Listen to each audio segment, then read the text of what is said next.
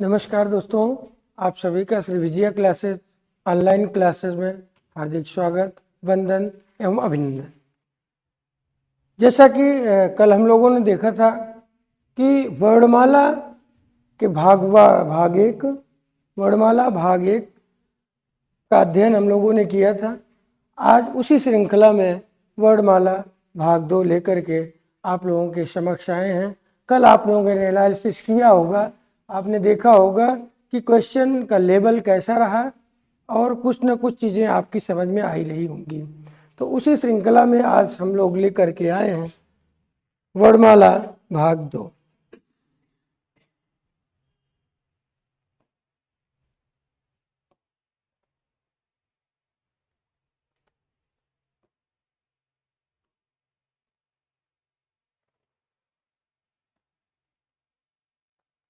जिसमें आप देखेंगे पहला क्वेश्चन आपके सामने है, हिंदी की स्पर्श, घोष, महाप्राण और दंत्य ध्वनि है।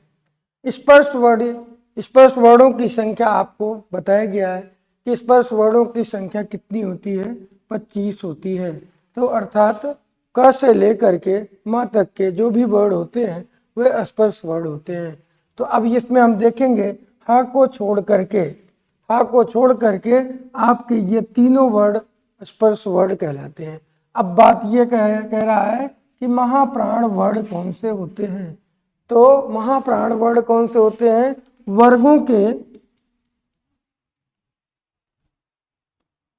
वर्गों के दूसरे और चौथे वर्ड महाप्राण वर्ड कहलाते हैं। तो महाप्राण वर्ड दूसरा, वर्गों का भ वर्ड जो है प का प, फ, ब और भ मतलब चौथा वर्ड है। ये वर्ग का चौथा वर्ड है। ट, ठ ये दूसरा वर्ड है, ये वर्ग का दूसरा वर्ड है। त, थ ये वर्ड का दूसरा वर्ड है। तो यहाँ तक के तो दोनों ऑप्शन हमारे सेम मिल रहे हैं कि ये महाप्राण तीनों हैं, ठीक है ना। अब बात कह रहा है कि दंत्य ध्वनि है। दंत्य ध्वनि कौन सी है? जैसा कि स्पर्श वर्णों में हम लोगों ने उच्चारण स्थान में कल पढ़ा था कि दंत्य वर्ड कौन से होते हैं। तो आपने पढ़ा था लितु, लसानाम, दंता, ऋतु, लसानाम, दंता। तो अब ऋतु ता वर्ग कि ता वर्ग का जो वर्ड होगा, ता वर्ग का या तो दूसरा वर्ड हो या तो चौथा वर्ड हो तभी महाप्राण होगा। तो ता, त, थ इसका मतलब कि ऑप्शन नंबर सी, क्योंकि त, थ, द, ध और न ये आपके ता वर्ग के वर्ड हैं। तो ता वर्ग का दूसरा वर्ड, क्योंकि हमको दूसरा और चौथा वर्ड देखना है, तो ता वर्ग का दूसरा वर्ड था है, इसलिए राइट आंसर आपका क्या हो जाएगा? था हो जाएगा। चलिए हम लोग अगला क्वेश्चन देखते हैं।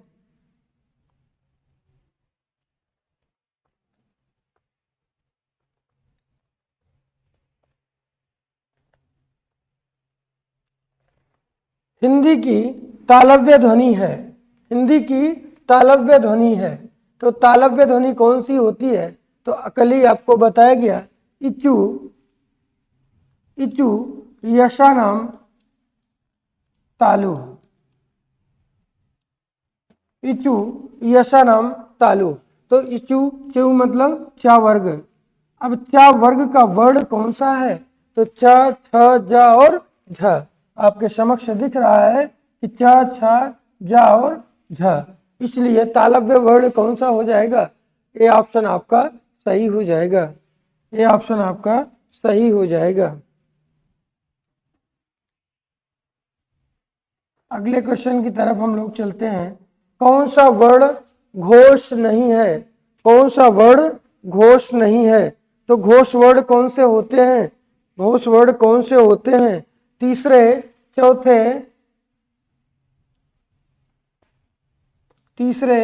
चौथे, पांचवें और ऊष्म वर्ड। तीसरे, चौथे, पांचवें और ऊष्म वर्ण घोष होते हैं। अब इसके अलावा कौन सा आया है वो हमको ध्यान देना है। तो जैसे आपने देखा होगा कि ऊष्म वर्ण घोष होंगे, तो ऊष्म वर्ण होते कौन से हैं? तो श, श, श और स, ह। ये कैसे होते हैं? ये ऊष्म होते हैं। ये कैसे होते हैं? ऊष्म होते हैं। अब बात देखिए, श ख श में आया क्या? ये कह रहा है कि घोष नहीं है, घोष नहीं होने की बात कर रहा है। और ये सभी कैसे होते हैं? घोष होते हैं। तो श ख श ह में से कोई आया है? नहीं आया है, ठीक है ना।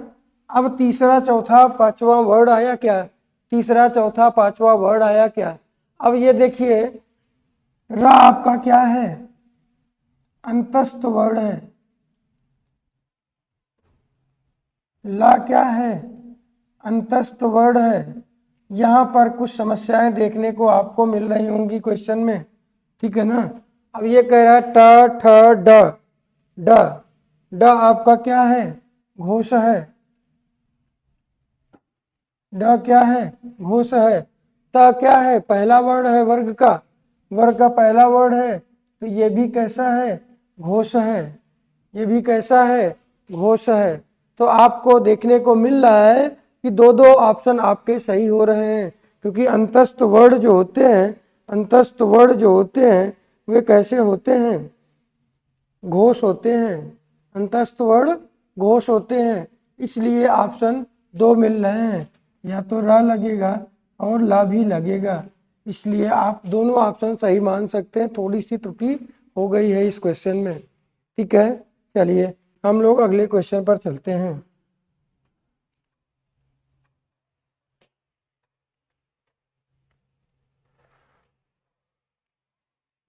श ध्वनि का उच्चारण स्थान क्या है? श ध्वनि का उच्चारण स्थान क्या है? तो इचु यशानाम तालु, इचु यशानाम तालु।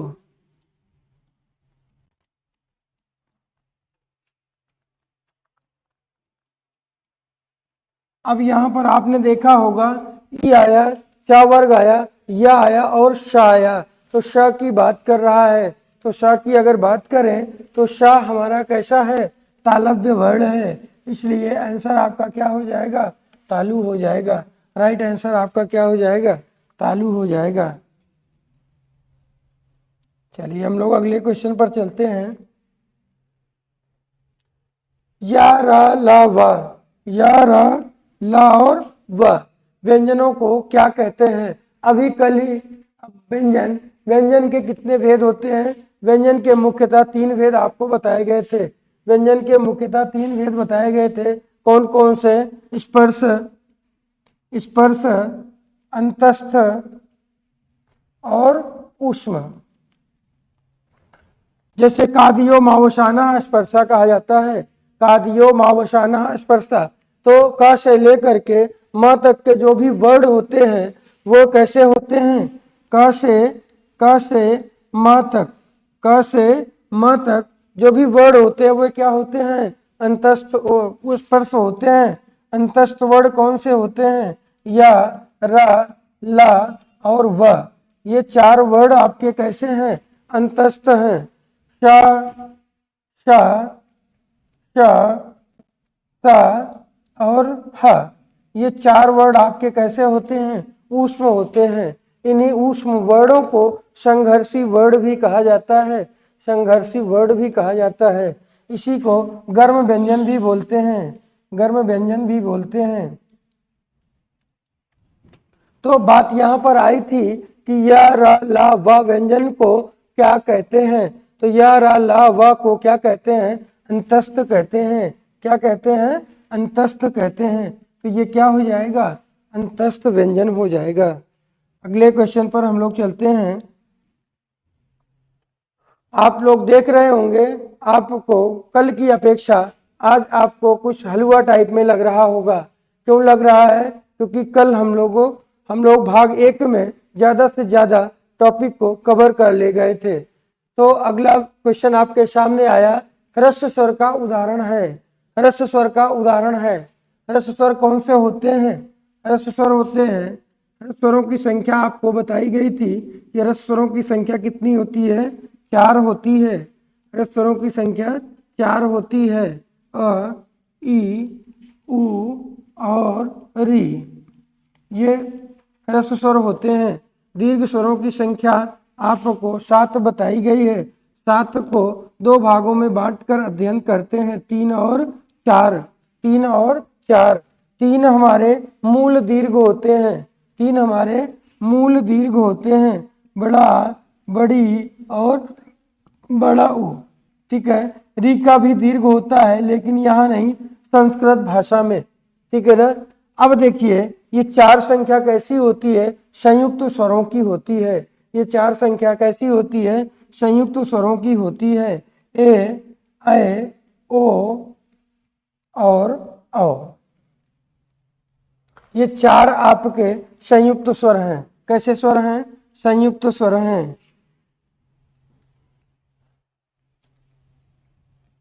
संयुक्त स्वर हैं। ये 3 कैसे होते हैं?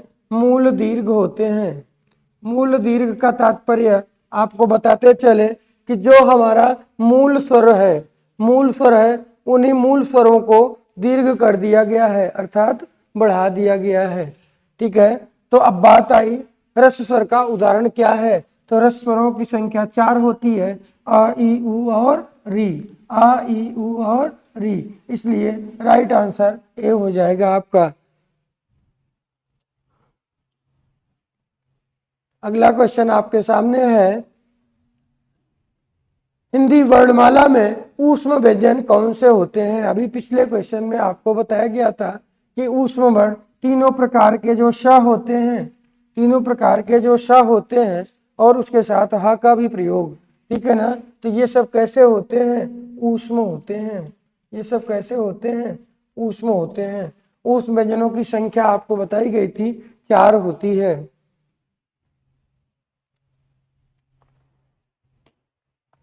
अगला क्वेश्चन आपके सामने है, अंगा का उच्चारण स्थान है। अंगा का उच्चारण स्थान है, तो अंगा आपका देखिए अलग से पूछा गया है, वर्गों में नहीं पूछा गया। ठीक है ना। अंगा जो है का वर्ग का तो है, क्योंकि अकु विसर्जनीय राम कंठा हम लोग पढ़ते हैं, का वर्ग का तो है, लेकिन अभी पिछले वीडियो में आपको बताया गया था कि पंचमाक्षर जो होते हैं, वर्गों के जो पंचमाक्षर होते हैं, अंगा, इया, अड़ा, ना और म। अंगा, इया, अड़ा, ना और म, ये सब कैसे होते हैं? नासिक के होते हैं। ये सब कैसे होते हैं? नासिक के होते हैं। इसीलिए इनका एक अलग सूत्र बनाया गया है। क्या बनाया गया है? यमंग गणना नाम नासिका चा। यमंग गणना नाम नासिका च।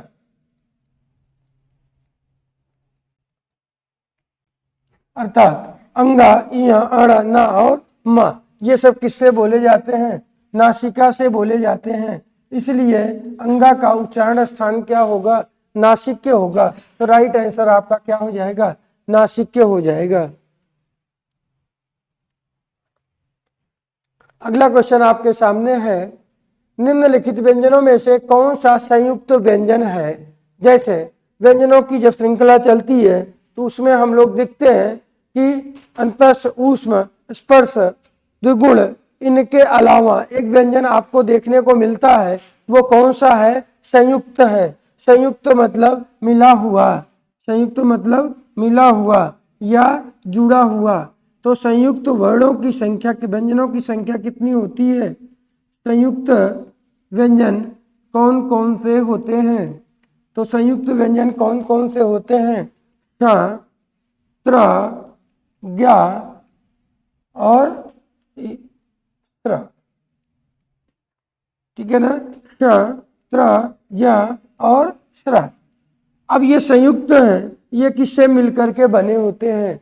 सबसे जरूरी चीज ये है, अभी हो सकता है कि आगे आपको ये देखने को भी मिले, तो ये क और श से मिलकर बने होते हैं, ये त और र से मिलकर के बने होते हैं, ये ज और यहाँ से मिलकर के बने होते हैं।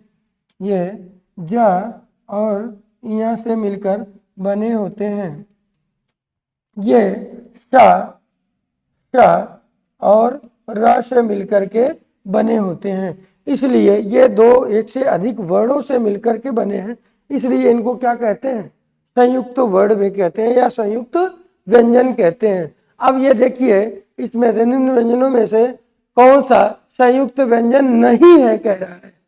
तो अब हमको पता हो गया कि श, त्र, ज और स्र ये चार कैसे होते हैं? ये चार संयुक्त होते हैं। अब ये नहीं की बात कर रहा है, तो अभी हम लोगों ने देखा था कि श जो है, श आपका ऊष्म व्यंजन है। कैसा है? श ऊष्म व्यंजन है। इसलिए राइट आंसर आपका क्या सही हो जाएगा? श हो जाएगा। चलिए हम लोग अगले क्वेश्चन पर चलते हैं।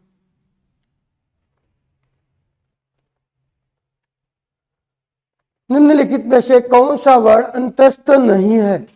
निम्नलिखित में से देखिए, क्वेश्चन आपको इतना हल्का लग रहा है, लेकिन किस एग्जाम में पूछा गया है इसको भी जरा सा देखते चले। यूपीपीसीएस एग्जाम में आपसे पूछा गया है, और बहुत पहले नहीं, 2016 में ही पूछा गया था। तो अंतस्थ वर्ण आपको बताया गया कि अंतस्थ वर्ण कौन कौन से होते हैं। अंतस्थ वर्ण कौन कौन से होते हैं? तो अंतस्थ वर्ण होते हैं या, व, र और ल। या, व, र और ल, ये चारों अंतस्थ होते हैं। अब देखिए यहाँ पर व भी है, र भी है और या भी है। हा कैसा है? हा आपका ये ऊष्म वर्ण है। कैसा है? ऊष्म है। ठीक है ना? तो आंसर आपका ये नहीं की बात कर, अंतस्थ नहीं है, तो ये तीन आपके कैसे हैं? अंतस्थ हैं। ठीक है ना? तो आपका राइट आंसर हो जाएगा डी, ह।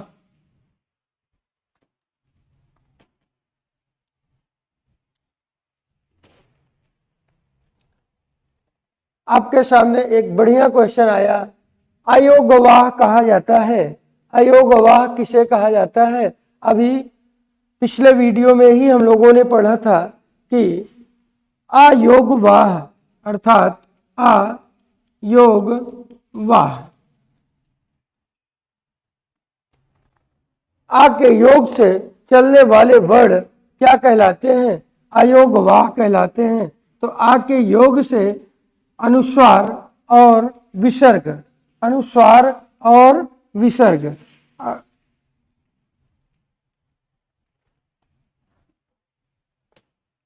अनुस्वार और विसर्ग। तो आपके सामने ऑप्शन आया बी। बी ऑप्शन आपका है। अनुस्वार और विसर्ग को क्या कहा जाता है? अयोगवाह कहा जाता है।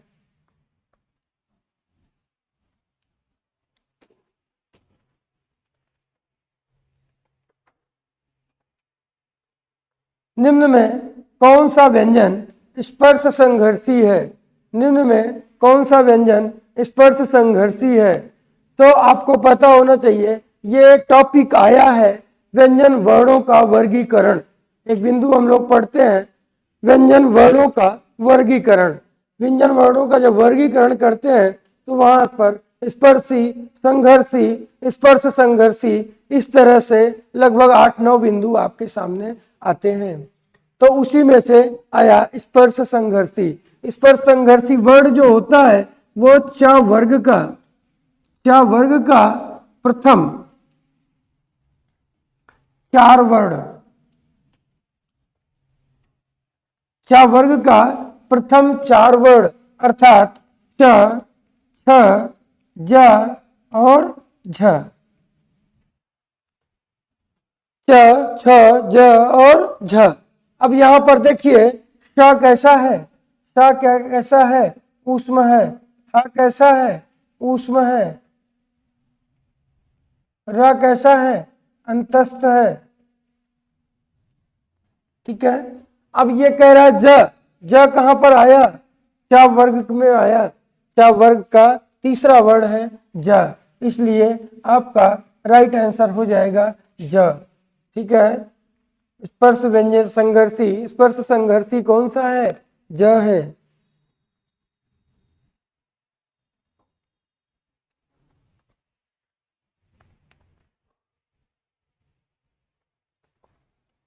अगला क्वेश्चन आपके सामने आया, अघोष वर्ण कौन सा है? अघोष वर्ण कौन सा है? तो अघोष वर्ण कौन से होते हैं? पहले अभी अगर संख्या की बात करें, हम लोग संख्या की बात करें तो अघोष वर्णों की संख्या मूलतः कितनी मानी जाती है? अघोष वर्णों की संख्या मूलतः कितनी मानी जाती है? तो अघोष वर्णों की संख्या मूलतः 13 मानी गई है। 13 मानी गई है। ये 13 वर्ण कौन कौन से होते हैं? 13 वर्ण कौन कौन से होते हैं? तो ये होते हैं वर्गों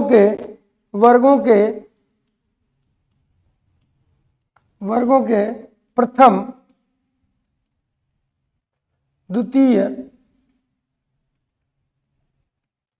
और श, तीनों प्रकार के जो श आपके सामने आते हैं।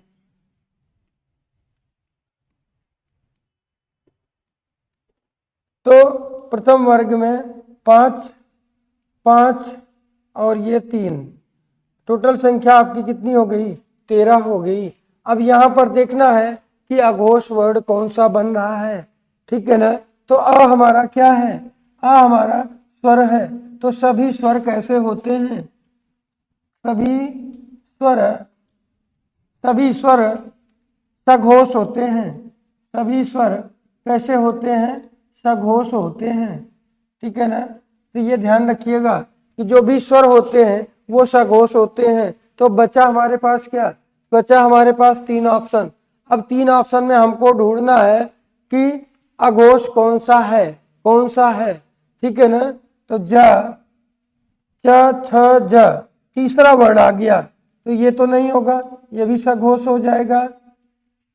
ह, अब देखिए यहां पर ह नहीं आया है, इसलिए ये भी नहीं होगा। बात आई किसकी? श यहां पर मिला, तो श आपका राइट आंसर हो जाएगा कि अघोष वर्ड कौन सा होगा? श होगा।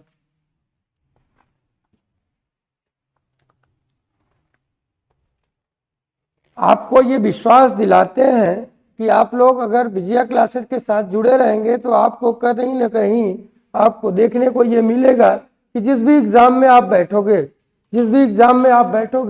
एकदम धुआं धुआं दिखने लगेगा, एकदम धुआं करके चले आओगे क्वेश्चंस को, जैसे आप लोग अभी देख रहे हैं। अभी तो ये शुरुआत हुई है।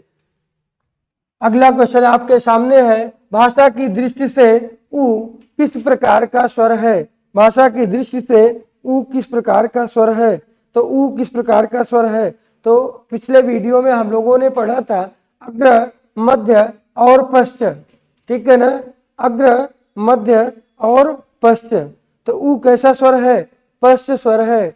उ कैसा स्वर है? पश्च स्वर है। अब पश्च में आपको देखने को मिल रहा है 2, फर्स्ट में आपको 2 देखने को मिल रहे हैं।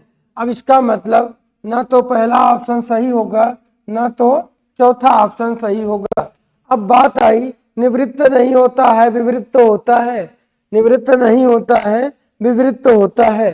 पहली चीज तो ये निवृत्त नहीं है, विवृत्त होता है, इसका मतलब ये भी गलत। ठीक है ना? तो option number B, option number B.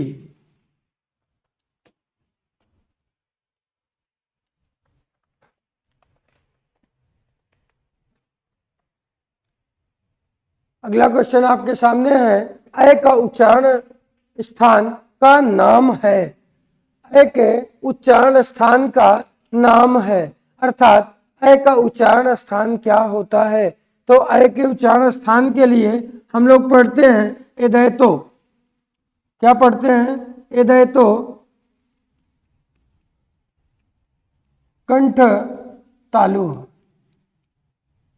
एदैतो कंठ तालु, अर्थात उच्चारण स्थान क्या हो जाएगा? कंठ और तालु। किसका? ए और ऐ का। ए और ऐ का।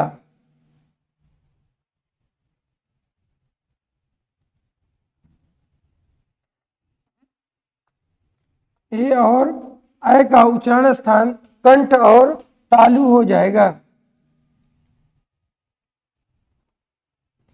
तो कंठ तालु का मतलब कंठ और तालव्य। ऐ का उच्चारण स्थान कंठ और तालव्य होता है।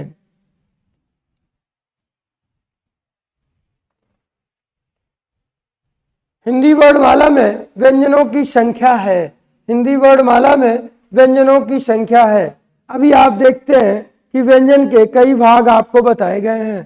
तो यहाँ पर कुल व्यंजन तो पूछ नहीं रहा है, मूलतः आपको व्यंजनों की संख्या बताई गई है। जैसे आपको बताया जाता है कि परंपरागत व्यंजन, एक बात आती है आपके सामने, परंपरागत व्यंजन।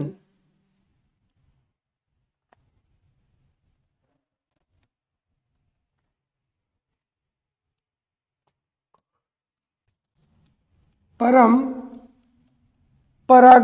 व्यंजन,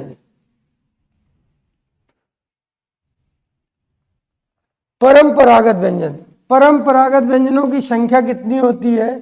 33 होती है। ठीक है ना? तो 33 जो संख्या होती है, 25, 4 और 4 आपको बताया गया है। 25 स्पर्श, 4 संघर्षी और या ऊष्म और 4 अंतस्थ, इन तो तीनों की संख्या कितनी हो जाती है? 33 हो जाती है। तो राइट आंसर आपका क्या हो जाएगा? 33 हो जाएगा। व्यंजनों की संख्या कितनी होती है? 33 होती है।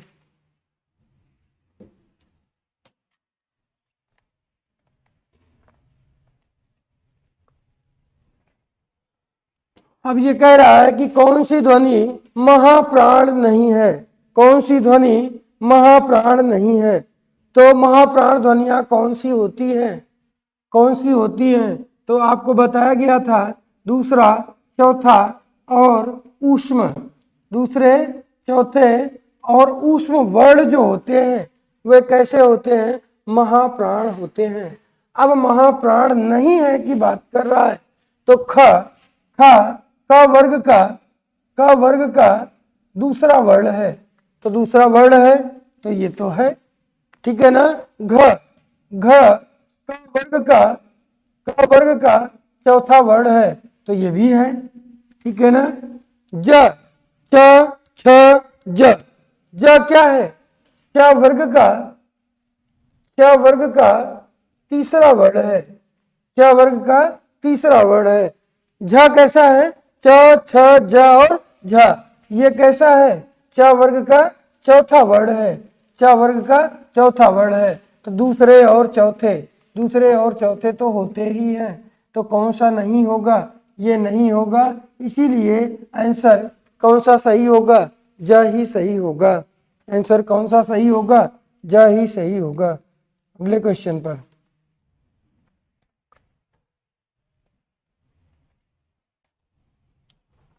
इनमें से कौन संयुक्त व्यंजन नहीं है? अभी देखिए हम लोगों ने पढ़ा था संयुक्त व्यंजन कौन से होते हैं?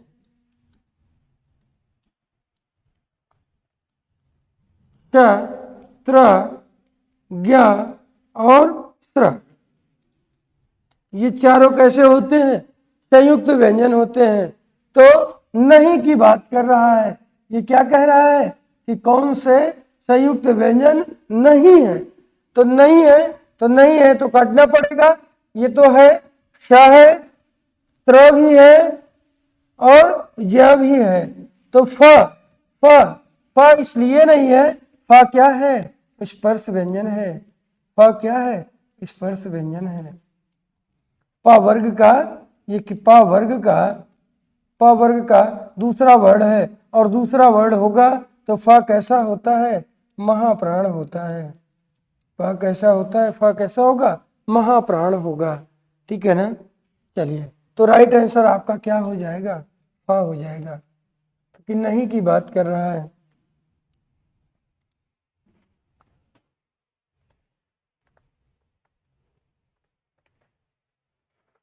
निम्नलिखित में से कौन व्यंजन संघर्षी है? संघर्षी, अभी हमने आपको बताया था कि ऊष्म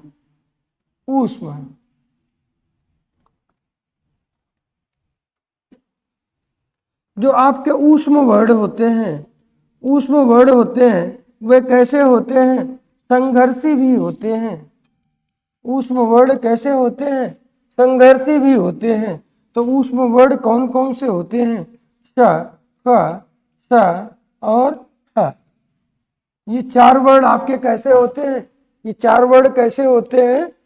संघर्षी या ऊष्म होते हैं।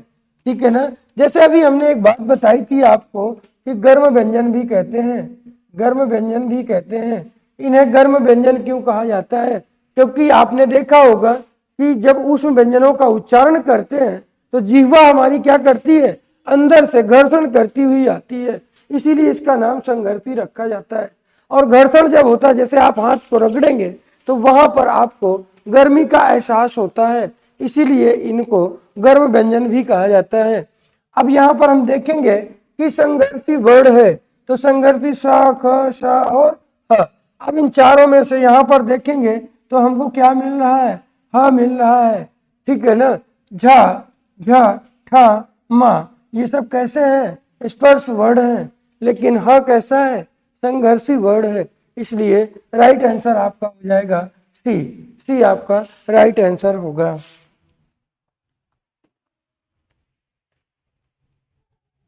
अब ये कह रहा है उच्चारण के आधार पर अ है, उच्चारण के आधार पर अ वर्ड है। तो अ वर्ड कैसा है? ओष्ठ है, मूर्धन्य है, तालव्य है, कंठ है। ठीक है ना। तो ऊ आपका स्वर की अगर बात करेंगे, स्वर की अगर बात करें तो ऊ वर्ड ओष्ठ होता है, क्योंकि उपू पद्मानीय नाम ओष्ठो कहते हो। ठीक है ना। री वर्ड जो होता है, री वर्ड मूर्धन्य होता है स्वर की अगर बात की जाएगी तो। ठीक है ना। ऊ के साथ बड़ा ऊ भी हो जाएगा। ह्रस्व और दीर्घ दोनों एक स्थान से उच्चरित होते हैं। ठीक है ना। ऋतु रषाणाम मूर्धा, ऋतु रषाणाम मूर्धा, तो मूर्धन्य वर्ड री हो जाएगा। तालव्य। ठीक है ना। ऋतु लसा नाम दंत होता है। ठीक है ना। इचु यशा नाम तालु, इचु यशा नाम तालु। ठीक है ना। तो ई और बड़ी आपकी किससे? तालु से बोली जाती है। ठीक है ना। अकुह विसर्जनीय नाम कंठा, अकुह विसर्जनीय नाम कंठा। ठीक है ना। आ और बड़ा ये किससे बोले जाते हैं? कंठ से बोले जाते हैं। तो क्वेश्चन आपसे क्या पूछ रहा है कि उच्चारण के आधार पर आ वर्ड है, तो आ आपको कहाँ मिल रहा है? ऑप्शन नंबर डी में मिल रहा है, ऑप्शन नंबर डी में मिल रहा है। आप लोग देख रहे होंगे ना कि क्वेश्चन आपको कैसे मिल रहे हैं। तो राइट आंसर आपका क्या हो जाएगा? कंठ हो जाएगा। अगला क्वेश्चन आपके सामने है। अगला क्वेश्चन है प्रयत्न के आधार पर ल किस प्रकार की ध्वनि है?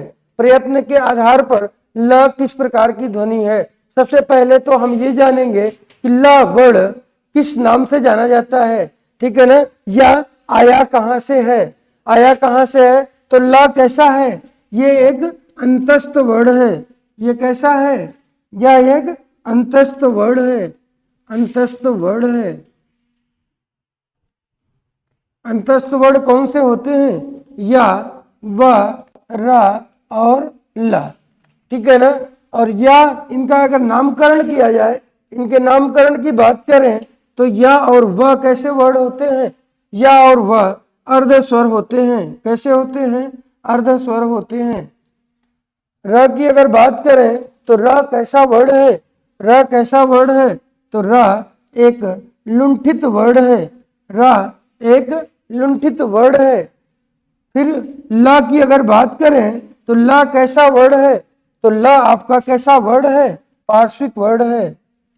ला कैसा वर्ड है? पार्श्विक वर्ड है। पार्श्विक इसे क्यों कहा जाता है? अगर क्वेश्चन आपके सामने आ जाए तो आप ये ध्यान दें कि पार्श्विक इसे क्यों कहते हैं। क्योंकि पार्श्व में होता है बगल, बगल। जब ल का उच्चारण करते हो तो आपकी जीवा आपके तालु में जाकर के चिपक जाती है और प्राण वायु, क्योंकि उच्चारण हमेशा प्राण वायु के आधार पर ही होता है, तो प्राण वायु आपकी सीधी न निकल करके बगल से निकलती है। ठीक है ना। तो बगल से निकलने के कारण इसे क्या कहा जाता है?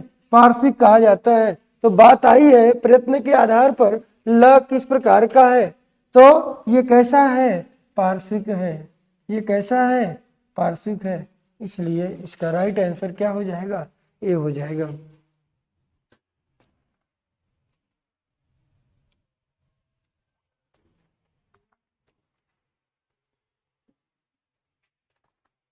निम्नलिखित में से कौन सा शब्द अमात्रिक है, निम्नलिखित में से कौन सा शब्द अमात्रिक है। अमात्रिक का मतलब क्या है, अमात्रिक का मतलब क्या है, अमात्रिक का मतलब कि जिन शब्दों में मात्रा का प्रयोग न किया गया हो, जिन शब्दों में मात्रा का प्रयोग न किया गया हो। यहां पर देखिए का में बड़ा की मात्रा का प्रयोग किया गया है और खाना में भी मात्रा का प्रयोग किया गया है। अमिताभ म में और ता में भी किया गया है। चाहना हा और ना में किया गया है। जबकि कलरव में किसी प्रकार की मात्रा का प्रयोग नहीं किया गया है। ह्रस्व मात्रा का प्रयोग व्यंजन वर्णों को पूर्ण करने के लिए किया जाता है, तो इसलिए इसको क्या हो जाएगा, राइट आंसर क्या हो जाएगा आपका, सी हो जाएगा।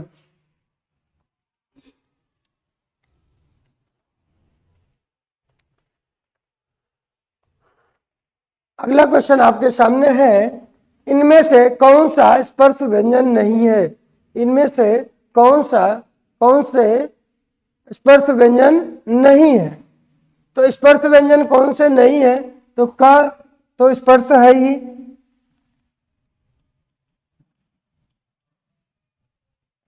का तो स्पर्श है ही, चा भी स्पर्श है ही, टा भी स्पर्श है, और या कैसा है, या आपका अंतस्थ वर्ण है, या कैसा है, अंतस्थ वर्ण है। इसलिए नहीं की बात कर रहा है। ये बात जरूर ध्यान रखिएगा कि कौन से वर्ण, ठीक है ना, नहीं वाले प्रश्नों पर जरूर ध्यान दीजिएगा, जल्दबाजी करने की कोई आवश्यकता नहीं है, ठीक है ना। तो ये तीनों कैसे हैं, स्पर्श वर्ण हैं। या कैसा है, अंतस्थ है, इसलिए स्पर्श व्यंजन नहीं है की बात कर रहा है, ये स्पर्श व्यंजन नहीं है की बात कर रहा है। तो या आपका स्पर्श व्यंजन नहीं है, अंतस्थ है। इसलिए राइट आंसर आपका क्या हो जाएगा, या हो जाएगा, ठीक है ना।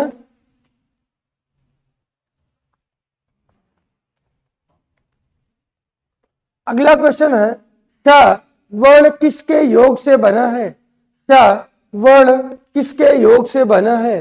तो आपके सामने अभी बताया कि संयुक्त, पहली चीज तो छ कैसा है, संयुक्त वर्ण है। और छ जो है वो किसके किसके योग से बनता है, तो श क और श के योग से, क और श के योग से बनता है। तो राइट आंसर हमारा हो जाएगा, क्या हो जाएगा, ये ऑप्शन सही हो जाएगा आपका।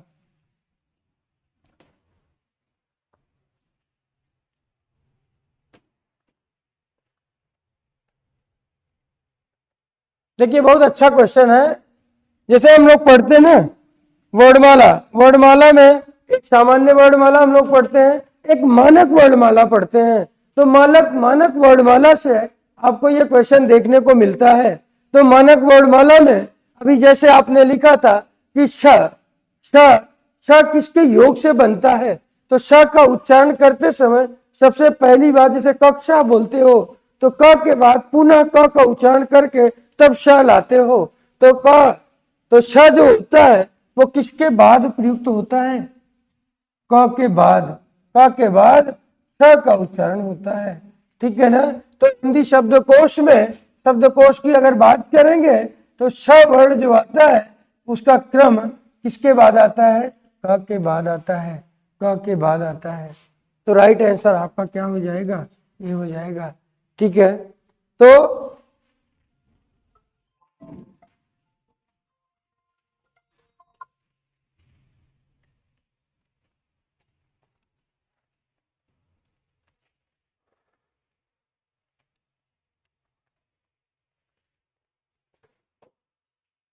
इसी के साथ आज का सेशन समाप्त होता है। हम आशा करते हैं कि आप लोगों की समझ में आया होगा। समझ में नहीं आया होगा, जो भी चीजें आपको समझ में नहीं आई है, तो कमेंट बॉक्स में जाएं और अपना कमेंट जरूर दर्ज कराएं। जैसा भी होगा आपको उसका आंसर कमेंट बॉक्स में जरूर मिलेगा। धन्यवाद। पुनः मिलते हैं अगली कक्षा के साथ।